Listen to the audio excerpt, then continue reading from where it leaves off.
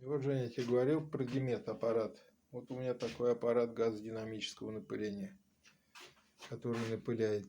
Ну, у меня тут вон компрессор стоит, баллон сделанный, шланги, регулятор воздуха. Тут один сварочник аргоновый, вон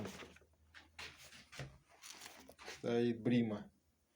Внизу второй сварочник аргоновый стоит, Аврора. Вот еще Аврора стоит, полуавтомат у меня. Вот столько у меня оборудования, Женя. Еще хочу взять токарку себе, токарный станок.